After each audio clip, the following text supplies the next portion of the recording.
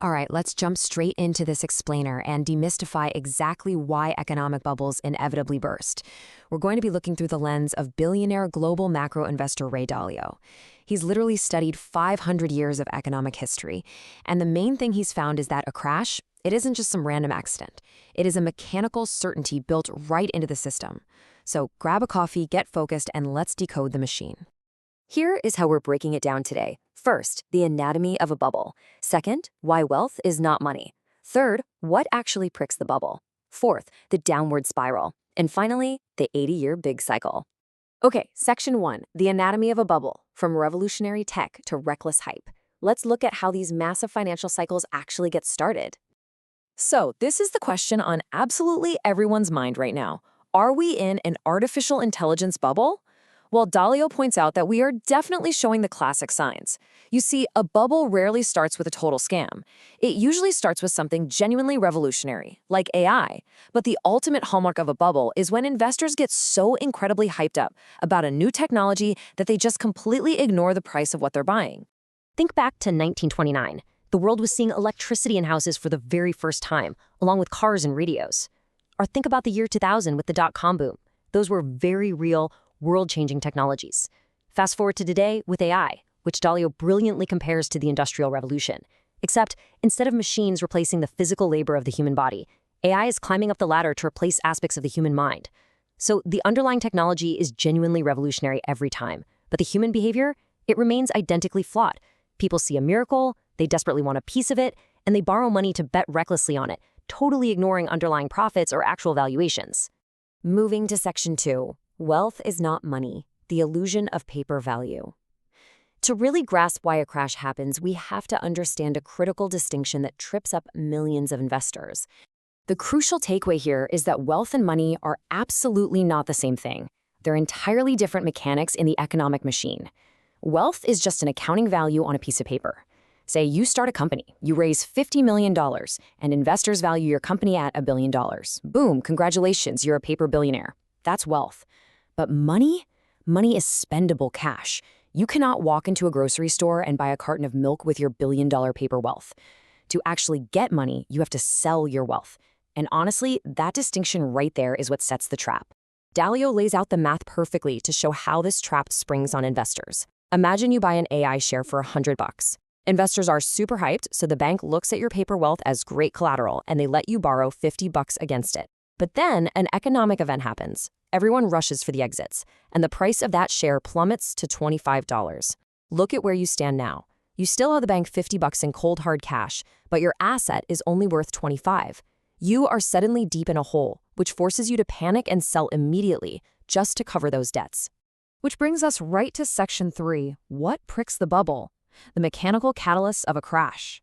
Let's figure out exactly what takes that $100 share down to $25 in the first place.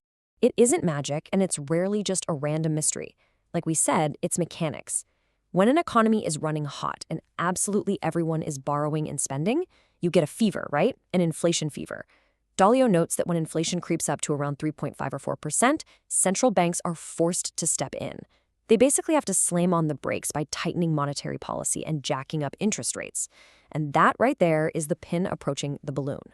The second those interest rates rise, a really devastating chain reaction begins. First off, servicing all that debt people took on, it suddenly gets way more expensive. Because people need cash right now to pay their pricier debts, they're forced to sell their paper wealth, their stocks. But here's the kicker. At that exact same time, eager entrepreneurs are issuing massive amounts of new stock to try and raise money while the hype is still alive. So you've got this massive new supply of stock flooding the market right when demand totally vanishes because everyone is selling. On top of that, the high interest rates on cash and bonds suddenly start looking a lot more attractive than gambling on risky stocks.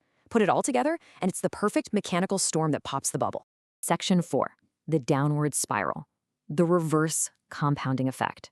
Because once that pin pricks the bubble, things don't just gently deflate. We enter a terrifying reverse compounding effect. You can just watch how this vicious cycle builds. And this is exactly where financial markets slam into the real world. Investors sell assets to pay debt. That makes asset prices plummet. Because assets are cheaper, people's wealth evaporates, which means they suddenly have way less collateral to get future loans.